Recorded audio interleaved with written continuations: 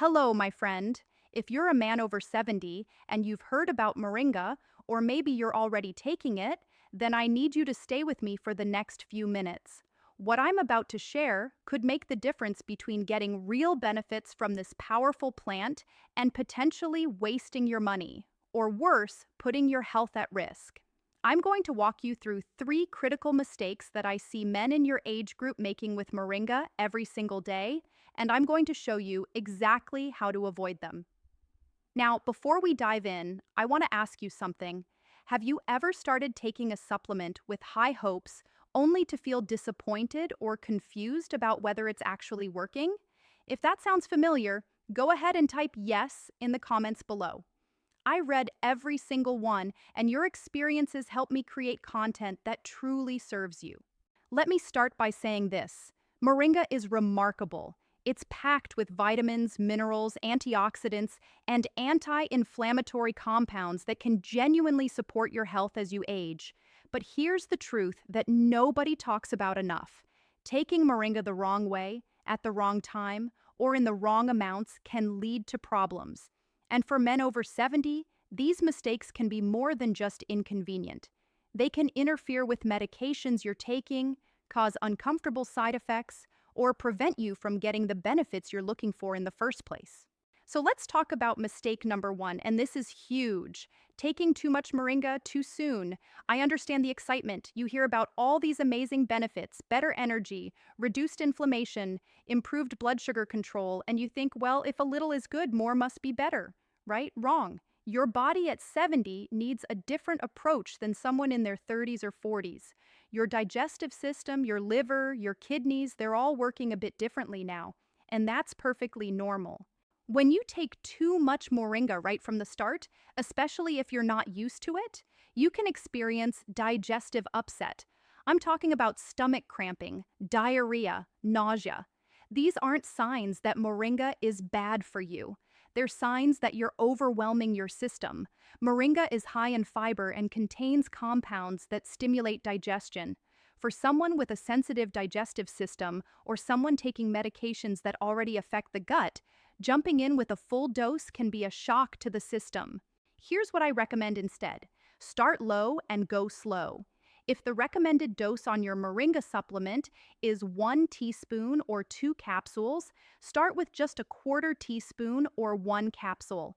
Take it with food, preferably in the morning, and see how your body responds over 3 to 5 days. If you feel good, you can gradually increase. There's no rush here. You're building a sustainable habit, not racing to the finish line. Remember, consistency beats intensity every single time. Now let's move to mistake number 2, and this one is critical, especially if you're on medication. Ignoring potential interactions with your prescriptions. Listen, I know you're not a pharmacist and you shouldn't have to be, but if you're taking medication for blood pressure, diabetes, cholesterol, or thyroid issues, you absolutely must talk to your doctor before adding Moringa to your routine. And I mean really talk to them, not just mention it in passing. Here's why this matters so much. Moringa has been shown in studies to help lower blood sugar and blood pressure. That sounds great, right? And it can be, but only if it's managed correctly. If you're already taking medication to control your blood sugar, and then you add Moringa on top of that without adjusting your dose, you could end up with blood sugar that drops too low. Hypoglycemia is no joke. It can make you feel dizzy, confused, shaky, and in severe cases, it can be dangerous.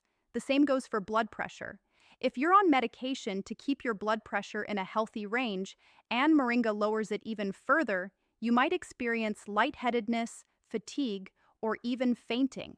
And if you're taking thyroid medication, Moringa can interfere with how your body absorbs it, which means your thyroid levels could go out of balance without you even realizing it until symptoms start creeping back in.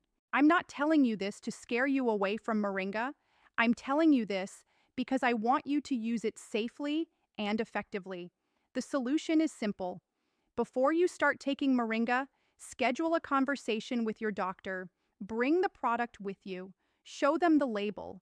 Ask them directly if there are any concerns based on your current medications and health conditions.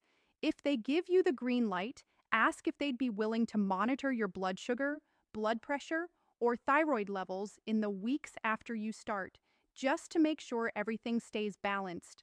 A good doctor will appreciate your proactive approach, and you'll have peace of mind knowing you're doing this the right way. Now, let's talk about mistake number 3.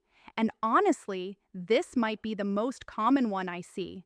Expecting Moringa to work like magic without supporting it with the right lifestyle choices? I get it. You want relief, you want energy, you want to feel better, and you want it now. But here's the reality. Moringa is a supplement, not a cure-all. It works best when it's part of a bigger picture that includes good nutrition, regular movement, quality sleep, and stress management. Let me give you an example. If you're taking Moringa hoping it'll give you more energy, but you're still eating a diet full of processed foods, skipping meals, or not drinking enough water, you're fighting an uphill battle. Moringa can support your energy levels by providing nutrients like iron, magnesium, and B vitamins, but it can't compensate for poor nutrition. Similarly, if you're hoping Moringa will reduce inflammation and joint pain, but you're living a sedentary lifestyle and not moving your body regularly, you're not giving the Moringa a fair chance to do its job. Think of Moringa as a powerful ally, not a replacement for the basics.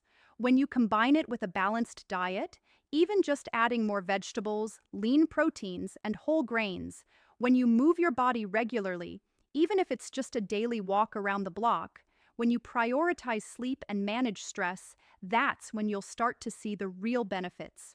Moringa amplifies the good work you're already doing. It doesn't do the work for you. So here's my challenge to you. If you decide to add Moringa to your routine, I want you to also commit to one other positive health habit. Maybe it's drinking an extra glass of water each day. Maybe it's taking a 10-minute walk after lunch. Maybe it's going to bed 30 minutes earlier. Pick one thing, just one, and do it alongside your Moringa. I promise you the combination will serve you far better than Moringa alone. Let me wrap this up with a little perspective. You've made it to 70 and beyond, and that's something to be proud of. Your body has carried you through decades of life, and now it deserves your respect and attention. Moringa can absolutely be a valuable tool in supporting your health during these years, but only if you use it wisely. Avoid these 3 mistakes. Start with a low dose and increase gradually. Talk to your doctor about potential medication interactions, and support your Moringa use with healthy lifestyle choices. If you found this helpful, I'd love for you to hit that like button and subscribe to the channel. I create content like this to help you live your healthiest, strongest, most vibrant life, no matter your age. And if you have questions about Moringa or any other health topic, drop them in the comments. I'm here for you. Take care of yourself, my friend, and I'll see you in the next video.